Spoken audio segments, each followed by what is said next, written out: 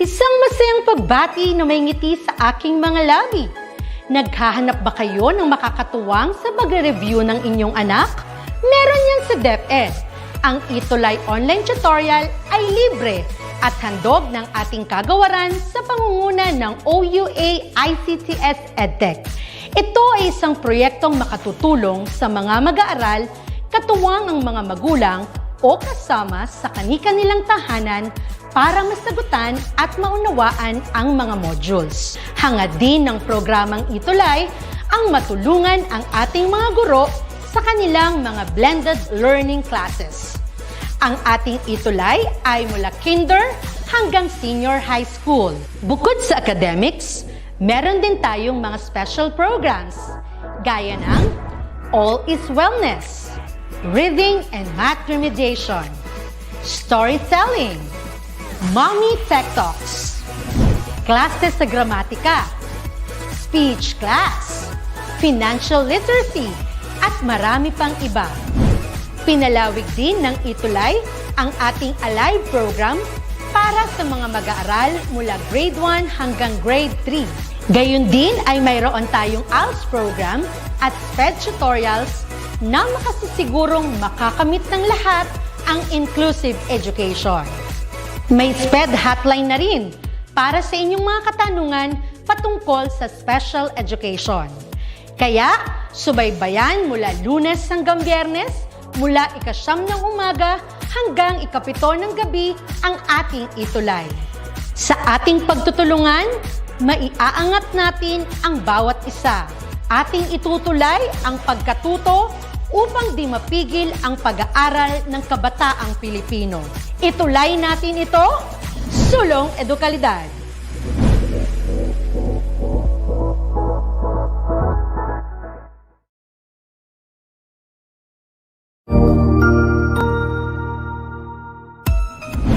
Mabuhay! Good day to all! I am your tutor Madge. Welcome to ETUlay, a free online tutorial, an initiative of the Department of Education, Information and Communications Technology Service, Educational Technology Unit, ICTS EdTech. This program is aimed at helping and assisting learners from kindergarten, senior high school, ALS, Alive and SPED learners. Aside from answering the modules, the ETUlay is offering programs which you will surely look forward to. Together with our parents and teachers, the ETUlay will bridge the gaps where difficulty and ease meet in learning new knowledge and skills. So, let us prepare our modules, pen and paper. Ready your mind to see and hear worthwhile and interesting lessons. Let us now study and learn, together with our volunteer online tutors. Tara na!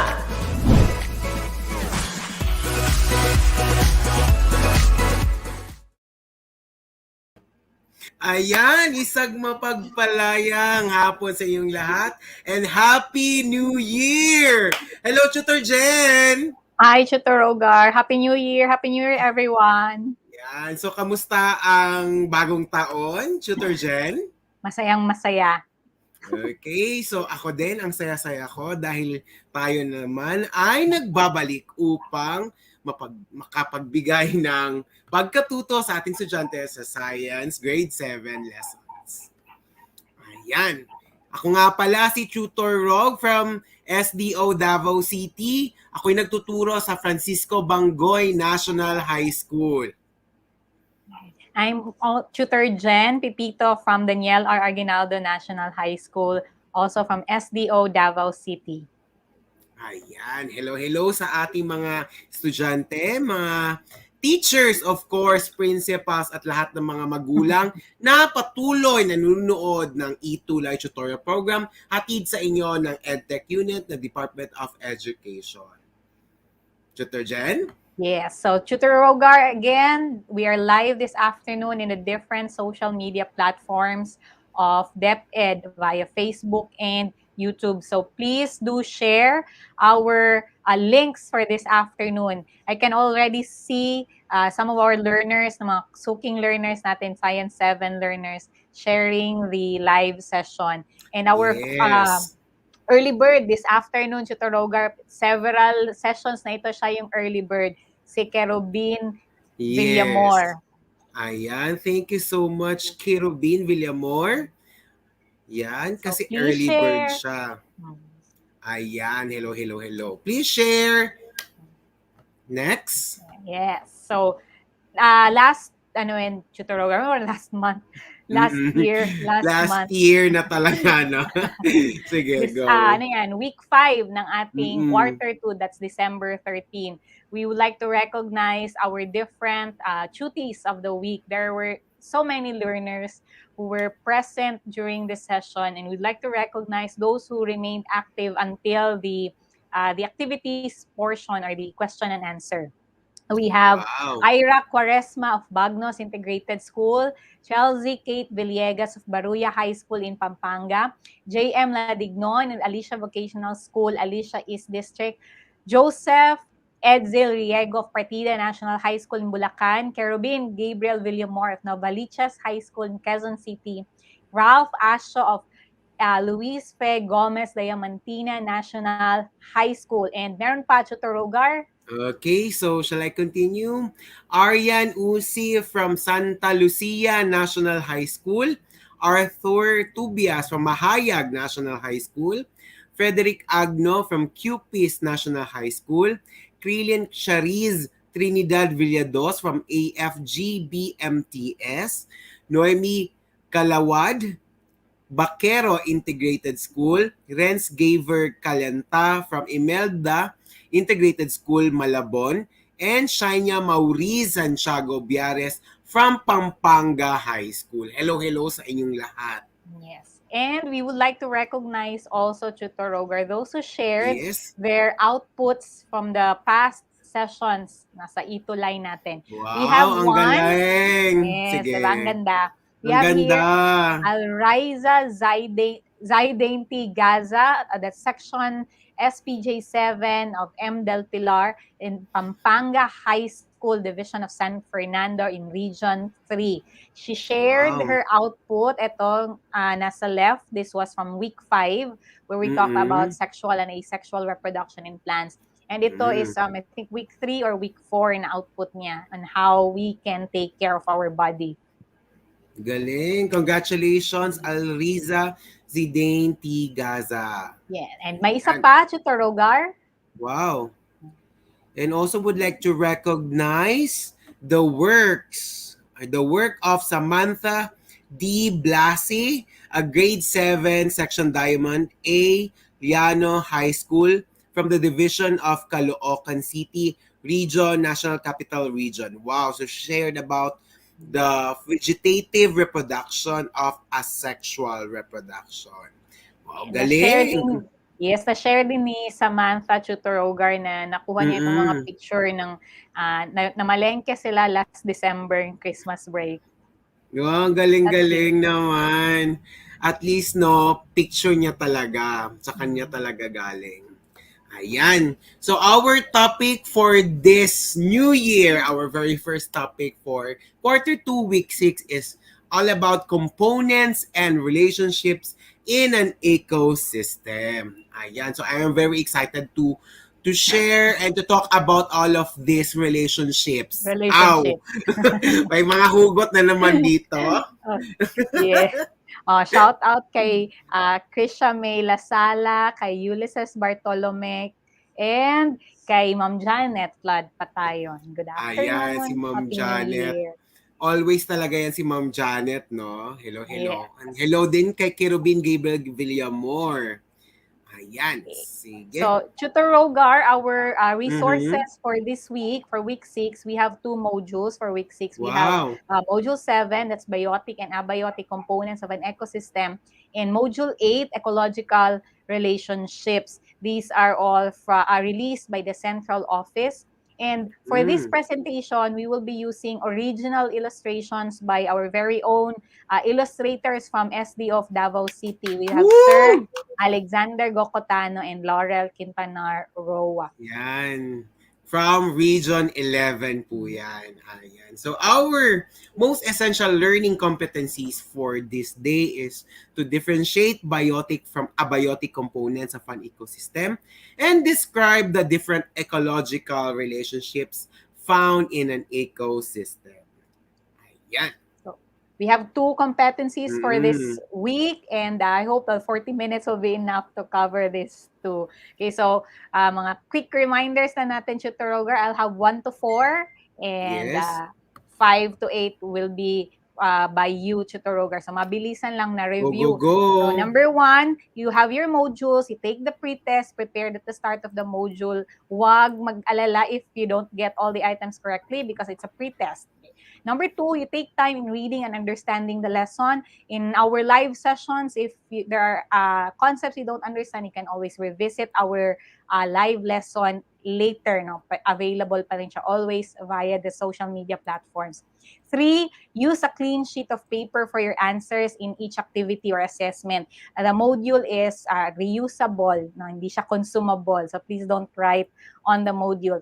And then number 4, try to recall or connect the ideas that you had in the previous grade levels. Ayan. And number 5, we have to be honest when doing the activities. Record only what you have really observed.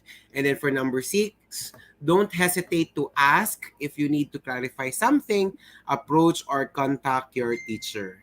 And for number 7, take the post-test prepared at the end of the module. And for number 8, you can check your answers in the activities, self-assessments, and post-test. Ayan. Okay, so ang ating question, Tutor Rogar. Ang question natin for are you ready? Ayan. Di pa siya kasali sa I think, pre-test. yes. So tingnan natin kung ready na ba sila sa ating sa ating lesson for this day. Hello po sa inyong lahat, sa aking mga estudyante dyan, at saka sa ating mga magulang at ating mahal na guro. Ayan, si Ma'am Janet, ready na, oh. Yeah. Diba? Hello kay Marth Asen Galicia, ready na. Si Elisa Ri Gaigantoka. Yes. So let's start. Tutor Rogar, we have 3 items for our pre-test. Okay. I'll start with question 1. So, ang directions lang natin, and then para mas makilala natin ulit yung iba pa nating mga learners kasi 2 weeks ang break natin, Tutor Rogar, no? So, as you answer the question, you write the letter of the correct answer, and in the comment section, please share your name, your school, and you can also acknowledge your science teacher if you want, or your parents in the comment section. Correct. As you answer. Okay. So number 1, question 1, which of the following refers to the living parts of the environment such as humans, animals, and plants? A, biosphere, B, ecosystem, C, biotic factors, or D, abiotic factors. So which of the following refers to the living parts of the environment such as humans, animals, and plants? A, biosphere, B, ecosystem, C, biotic factors, or D, abiotic factors. Ang bilis ni Richmond Magusib, ang answer na Tutor Rogar is letter D daw. Letter D. Sige. Let's see ha, question. Living parts of the environment. Sige. So while we're waiting for other answers, Tutor Rogar, we'll have shout out natin ng mga estudyante mo. We have here from F. Bangoy National High School. We also like to recognize ito si Rave Elijah Del Rosario of AFG. Wait lang. Memorize ko to eh. AFG BSPS Memorial Third School to. Yes. Sige. Magkamali pa. Okay, sige. Ayan na. Answer for number 1, letter C. Living parts. May buhay. So we call them the biotic factors. May mga ma-confuse maybe with biosphere and biotic factors kasi pareho sa may prefix na bio, di ba, Tutor Rogar? We mean life. Okay, bio. So all the living parts of the environment, we refer to them as the biotic factors. Number 2, Tutor Rogar? Okay, for number 2, Which organization is in its correct order from smallest to largest? Okay, again, smallest to largest in correct order. We have A, biosphere, ecosystem, community, population, organism. B, biosphere, population, ecosystem, community, organism. Letter C, organism, population, community, ecosystem, biosphere, or letter D, organism, community, ecosystem, population, and biosphere. What's your answer for number 2? Ayan. So, Okay. nauna si Ma'am Janet, sabi Ma'am niya Janet. letter D. Sabi naman ni Richmond, it's letter C. Okay, sabi ni Cheska Dualin, letter C, watching from Mati Wow. School of Arts and Trades. Hello, hello, hello, taga Mati. Ayan, so I have friends in Mati as well. Nung nag-hiking kami, going to Mount Apo, and I've met some of um, hikers from Mati City. Hello, hello sa inyong lahat. Oh, Tutor Ayan, Rogar, oh, so may may mga question sagot mark. na. May Question mga mark. question mark. Okay, Sige, so let's the correct reveal. answer for number 2, it's letter C. And congratulations. Yan, C po. It's organism, population, community, ecosystem, and biosphere. Next, number Okay. 3, Hello, Tutor Jen. Cheska. Yes. Hello, Cheska Dualin, correct. Yan. Number 3, what is a feeding relationship where one organism hunts and one is hunted? Ayun. Again, what is a feeding relationship where one organism hunts and one is hunted? A, commensalism. B, competition. C, decomposition. D, predation. May nag-answer na. Sige. Pero walang number kasi kay Wave. Wait for... Ayan, ang answer ni Kerubin is letter D. May nag-answer naman ng letter C. Ma'am Janet answered letter D. Okay, so ang answer natin dito for number 3 is letter Letter D, D.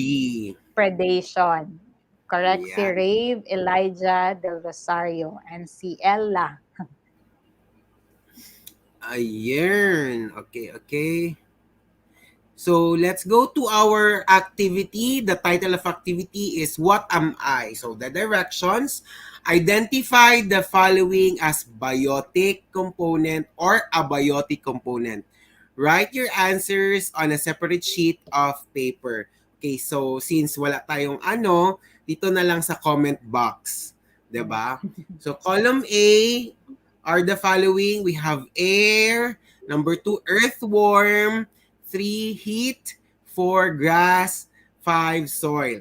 So you're going to identify what kind of component is that. Is it biotic component or abiotic component? So let's go. See, start. Number 1, what is it? Is it biotic or abiotic? May nakita ka na bang sagot, Tutor Rogar? Wala pa. Parang Sige, nag-iisip loading. pa. Sige, Si wala pa. Josa. Ayan. Josa is Ayan, yung si Josa. 32. Ang Yan. answer niya is abiotic. Correct. Correct. Very good. Now, let's go to Galing. number 2. Okay. Earthworm. Earthworm is... Si Josa ulit, I think number 2. may sagot na Biotic. si Josa. Biotic. Correct. Yes. Number 3. Number 3 is heat.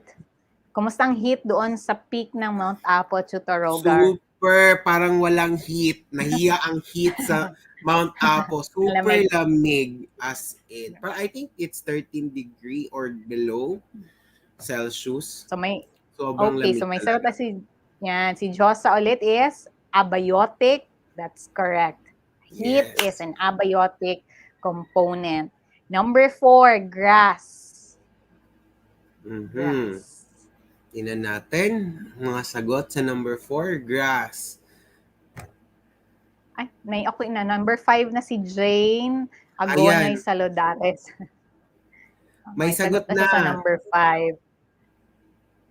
Okay, sa number 4, may sagot na Okay, si so Kirubin Gabriel. The correct answer is biotic. Tama si Kirubin, Carl, Ella, Samantha, RK, so on and so forth. Ang galing nila. Okay, for number 5, okay, number 5 is abiotic component, soil. Okay, so we have a prefix tuturogar na a before the word, no, abiotic. yes, So that means if we add that prefix, there's an absence, no, or lacking. So lacking. yes, or it's Parang, not. oo, or lacking siya, parang walang buhay. We say Yes. So biotic, may buhay, something like that. okay. So, Tutor Rogar, when we speak of biotic component, this refers to all the living organisms in a habitat. Living organisms like us, human beings, animals, plants, bacteria, decomposers. Ano yung unique na biotic component nakita mo dun sa Mount Apo, Tutor Rogar? Ang dami. Most especially plants, Ang ferns, berries. berries, Ferns, oo. ang berries. Ferns, berries, madami. Yeah. So when we speak of all the living organisms, we talked about biotic component. How about abiotic, Tutor Rogar? Okay. When we speak about abiotic component, Tutor Jen, it is an ecosystem refers to its non-living or physical environment. One of these is water, which is very important then to the community or ecosystem. It is an abiotic factors that carry life to all living things. It covers the largest part of the world, such as the ocean, rivers, lakes, and other bodies of water, which are considered the habitats of marine organisms. Ayan. So aside from water, we also have Mm-mm. sunlight. This plays a vital role in photosynthesis in order for the plants to sustain the production of food for other living organisms. So we know that photosynthesis cannot begin or cannot continue without sunlight. And then Correct. oxygen is a third abiotic component. This is produced by plants that support breathing among humans, tayo, and other animals.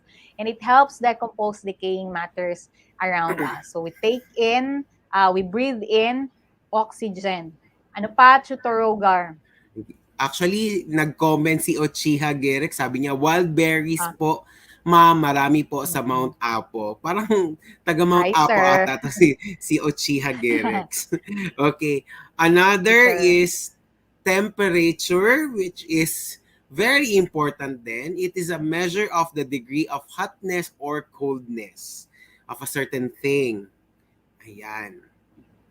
You know, Tutor Rogar, we started our hike to the summit 4 a.m. So, ang lamig, but you Okay. couldn't Yeah. feel it. Yeah, you couldn't feel it because you're also perspiring. Diba? Correct, Okay. correct. So, another abiotic component is soil.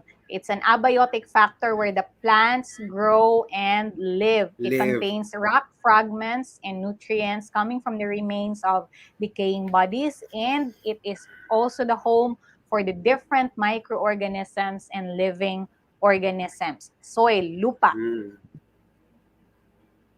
So, ano pa, Tutor Rogar? Okay, meron pa. Minerals or nutrients or other essential substances from the soil needed by plants and animals for their growth. And also air, which is important in the atmosphere, is comprised of gases needed for the growth and development of organisms.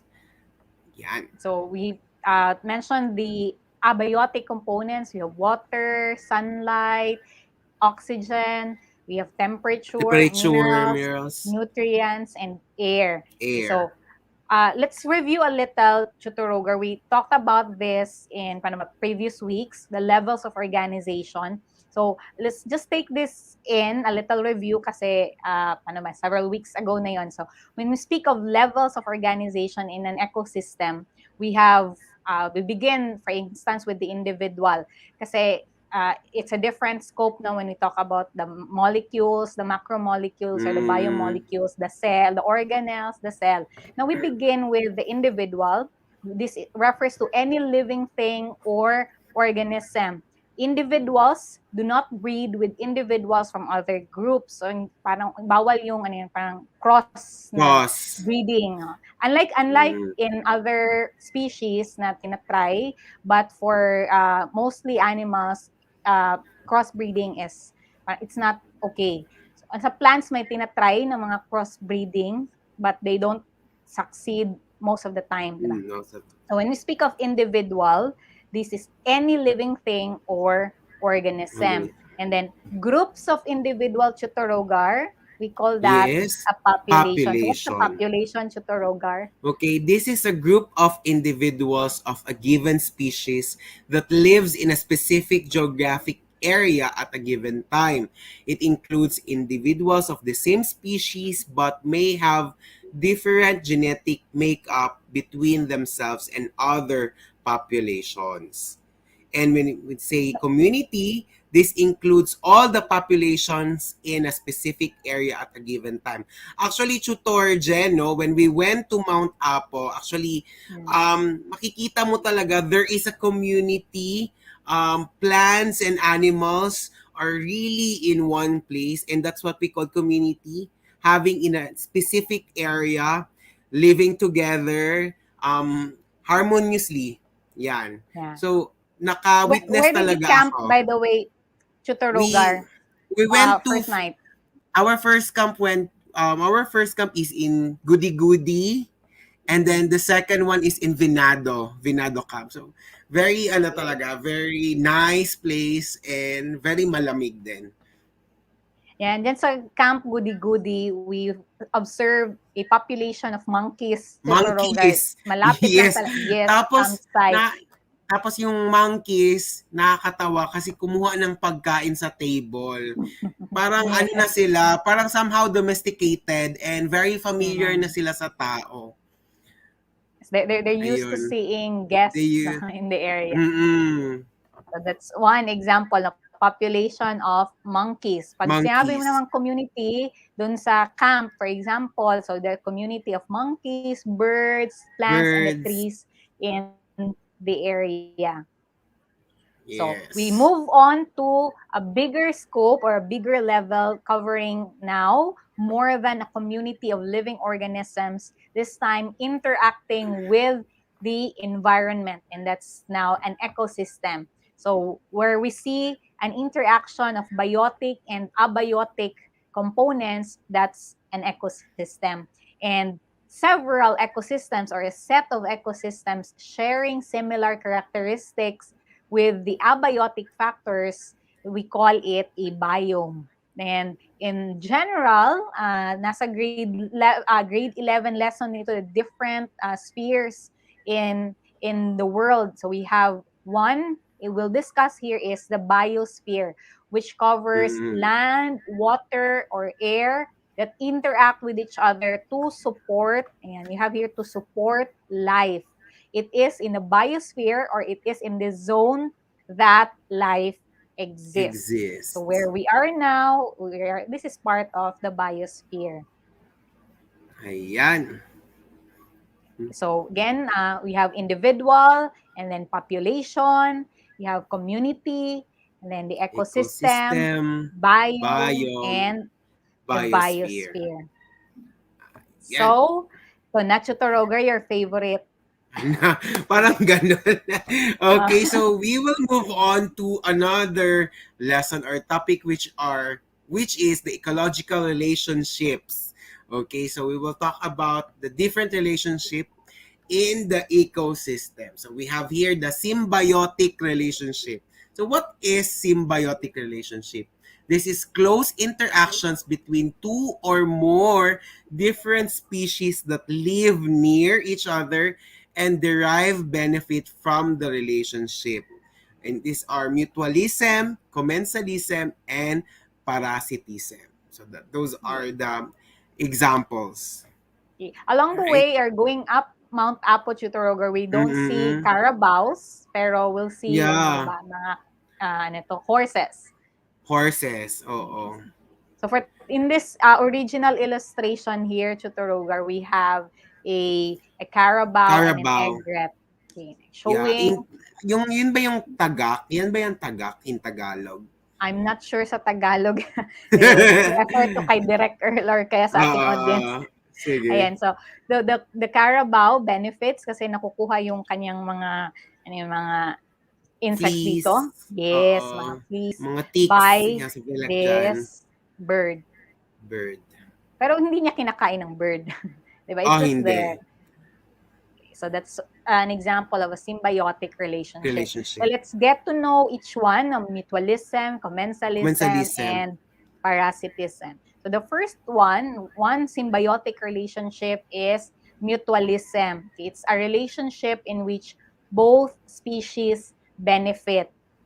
Friends with benefits.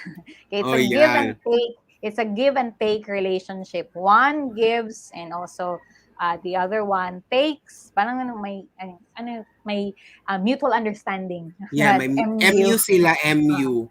Okay, Ayan. so we have here an original illustration showing a flower and a bee. So, saan part ba yun, Chuturogar, where we see, sayang, I was actually looking for the videos, but I was able to take one, hanapin ko lang, sa Mount Apo where we actually see a bee and staying or hovering over a flower. White flower siya, Chuturogar. Malapit sa white, sa may water source. I forgot the name. Nice. So that's mutualism. That's the example of mutualism. Okay, another is commensalism. It is a relationship in which one organism benefits while the other is neither helped or nor harmed. Ayan, and its commensal is the one that benefits from the relationship. O, diba? So one of the examples here is a whale and this yellow, some say barnacles. Ayan. So, ang commensal dyan is ang barnacles. Diba? Yan. Ang sabi ni Kerubin kanina sa mutualism, Chuturogar, may tumatanggap at merong nagbibigay. Yan. Ito naman, si Immaculate Crisostomo sa MU. Siya, MU. Ito naman, it's either isa lang yung naka-benefit, diba? It's either nakakatulong or nakakasama, diba? Naku. Pero si whale, wala siyang ginagawa sa bar. Wala siya, oo. Parang lang, pwedeng affected siya, pwede ding hindi. Okay. So third, we have third symbiotic relationship is parasitism. When you say parasitism, it's a relationship in which one organism benefits and the other organism is harmed but not always killed. Okay, so here we have two organisms, the parasite and the host. So the organism that benefits is called the parasite and the one that is harmed is the host. The host. Yes. So there are two types of parasitism, Chuturogar, and our dear learners. There's ectoparasitism and endoparasitism. So ectoparasitism, where the parasite is living on the surface of the host, or endoparasitism, or we call those parasites as endoparasites if they live inside the host. Okay. May naisip ka pa bang ibang example dito? Yung yung parang sa babae or sa buhok, something like yung kuto. Oo, yun. 'Di ba? Ay, hindi naman sa babae, pati lalaki din pala. Ikaw Gender bias. May mga lalaki din naman. O kahit maikli yung buhok. So, yung mga kuto, they live on the surface. So we call them ectoparasites. Just like the example here, leech. That sucks blood from humans. Sabi ni Tutor Jen, sabi ni Tutor Earl, tama daw yung Tagalog ng egret is tagak. Sabi niya sa private chat. Thank you, Sir Earl. Ang Tapos may may sinabi si Kirubin, sabi mm, niya na yung parasitism relationship po, yung host po madalas sa tao at sa hayop, sa aso at pusa may pulgas, at garapata at sa tao kuto po. Wow, galing yes, naman. Maraming correct salamat, example. Kirubin. Yan. Correct So, example. kasi parasitism, no, we have a dog, so we make Mm. sure that she's ano ba, treated monthly or at least Uy, ang every one and cute-cute a half ng months. aso nyo. 'Di ba? Ano ang breed ng aso nyo, Tutor Jen? Chow chow. Chow Chow. Kulay black, 'di ba? Yes. We make Cute sure na naman. wala siyang mga, yan, sabi ni Kerubin na walang ringworm. Sa tao din may ringworm. You don't want that. So, Yes, we yes. do, ano yan, deworming, regular Mm, deworming. Sa correct. school, dati di ba, tutor, we're sa face-to-face pa. I think that's every Mm. July sa old, no, may mga deworming na ginagawa for Yes, our oo. learners. For our Kaya lang yung learners. iba, they don't take kasi malaking Malaki, malaki. tablet. Oo. Sa bahay na lang daw nila iti-take. Ah, Kasi sige. walang ano. Okay. So, the first three that we talked about, Tuturogar, were symbiotic relationships. Now Mm. we have non-symbiotic relationship. It's an interaction of organisms that live apart from one another. In this interaction, we have individuals of two different species or two population function in every or in a very close association, but not affect one another adversely and beneficially. So, ang Mhm. examples, we have predation and competition. So, again, the organisms do not affect one another adversely and beneficially. So, two examples. Ay, sabi ni May si Ret may mga palit. ah, ah, parang May sa mga classroom palit. lang. Oo. Okay. So, we have predation and competition. What's predation, Tutor Rogar? Okay, so pag sinasabi nating predation, this is when one organism eats another organism for food. The organism that is eaten is called the prey, and the predator captures and feeds on its prey. Ayan, nako, nakawawa naman yung prey. We have Kasi, here, ano yan, yun mosquito, yung, oo, enlarged tas, para mas makita. yes, yan. Malaki. Sometimes I consider my dog as a predator. Yung Tutor Rogar, Why? if she sees a cockroach, a lizard, Ha? yes, Really? she He likes eats to it get and them. she eats it? Yes. Kinakain niya? Yes, so that's why we have to make sure na she doesn't get in touch with those stuff or those Pero animals, alam mo ba, Tutor Jen, baka makakain siya ng ano, ng frog. palaka. Na Mm. oo, nakakamatay 'yon kasi I have Mm. a neighborhood na nakakain din ng palaka and then namatay. Kawawa naman yung aso. Yeah, every Ayun. time may nginunguya na siya tapos we're sure na hindi yun pagkain. So Oh my we God, check. kumakain siya ng lizard Uh, at saka yeah. cockroaches. Oh, Okay. bihira lang yung And ganyan.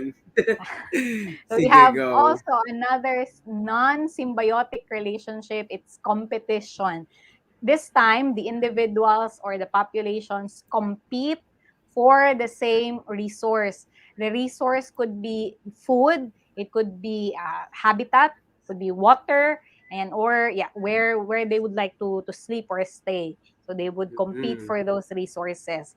And there are two types for this competition. We call it intra-specific or another one is inter-specific. We call it mhm, intra-specific intra if the competition happens within the same species, just like in this examples. We have two eagles competing for, you have here, and a snake. They would like to feed on this animal.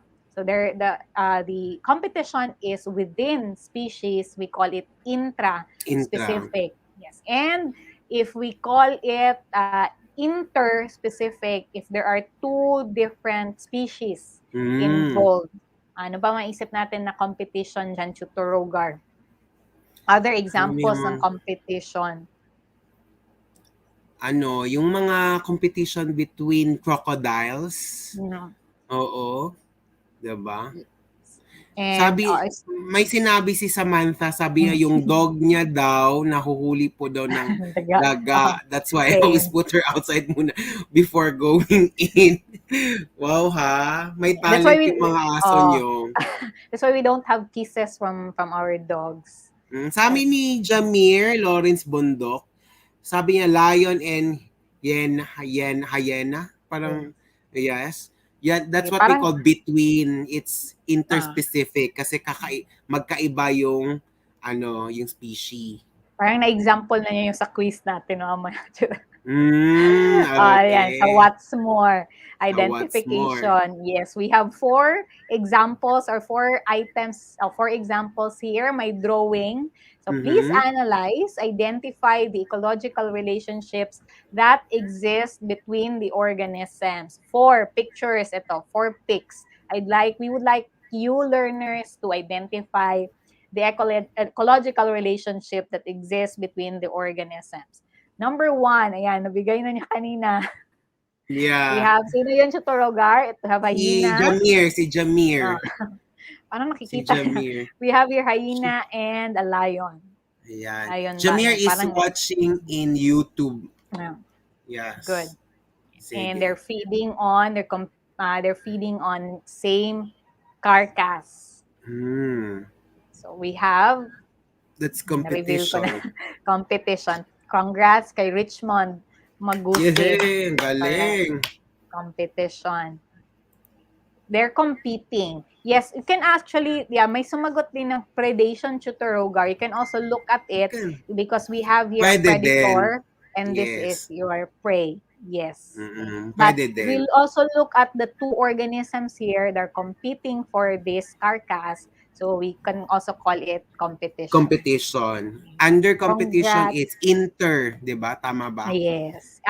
Yes, interspecific. Interspecific. Congrats, RK Kabuhat. Ayan. Number 2. Yan. It's an owl and a mouse.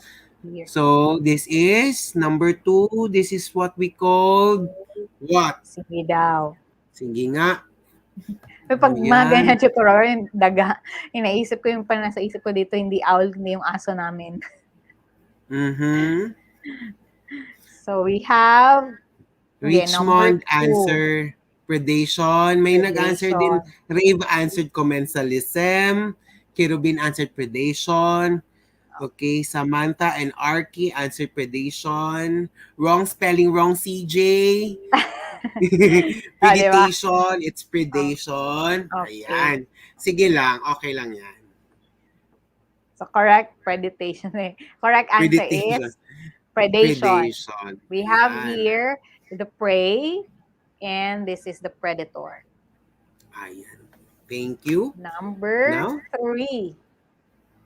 Sige. Lumabas. Number 3. Yan, ano kaya yan? Number 3. Si ate ay nagpakain ng aso. Tama ba? So, what kind of relationship they have? Sige, what I'm seeing, okay, sige, wrong spelling, wrong. Sige. Number 3. We have commensalism. May sumagot na commensalism. Sagot naman ni Richmond is mutualism. Let's see. Okay. What do we get from animals and what do animals get from us? Sige. Okay. We have, for number 3, it's mutualism, where we get companionship from the dog, for this case, and the dog gets our protection, or we also get, the dog gets food from us, and then we get protection and affection from both. No, both parties get affection. Correct. Last picture, Chotorogar. Last picture, number 4. Ayan. Hala. May, ano yan? May worm. Ascaris limbricoides. Charot. Kasi nga, ang payat ko, di ba? Ang payat ko. So, tinutokso ko ng mga kapatid ko before na baka may may Bitok, worm bitok. ka dyan. In Bisaya, We it's call it Bisaya, bitokon. bitok. Yes, Bitokon. bitok. Bitok. Bitokon. Yan. Ako Kaya teacher, pag tutor Jen, may meron mga akong chances, bitok dati. sige. Oo. Pero it can be Sige, go. treated naman as long as that's Yes, not, yes. parang sobra na kailangan i-remove na talaga from the stomach. Correct. So, the correct answer Sagot ni na is Josa. Yes, Josa Nimero Kelby is, yan, correct. The correct answer is Parasitism. parasitism. Congratulations. Wow. Correct. Galing-galing. So we have here endoparasite. Mm-mm. So, Tutor Roger, what else can our learners do? Okay, so anong gagawin ninyo as learners, as our Truthies? We have Tutor Jen. Okay, so we would like to encourage you to cut out pictures of biotic and abiotic components from a newspaper or magazine. You may include pictures of ecological relationships. If you cannot cut out, if you can have pictures, it would also be actual pictures, it will also be appreciated. We make a collage of an ecosystem out of the cut pictures. And you will be graded based on, ito yung rubric, yung full rubric niya is nasa module.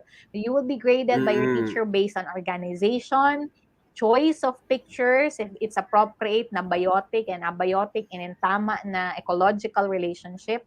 We have relevance of the pictures and the content of the entire collage. So you can share, we encourage you to share your outputs on social media and use the hashtags #ScienceETUlay7 and #ScienceTutorRogueGen. And we will see them because we'd like to see also your work, your output. Correct. And we are all excited to have that.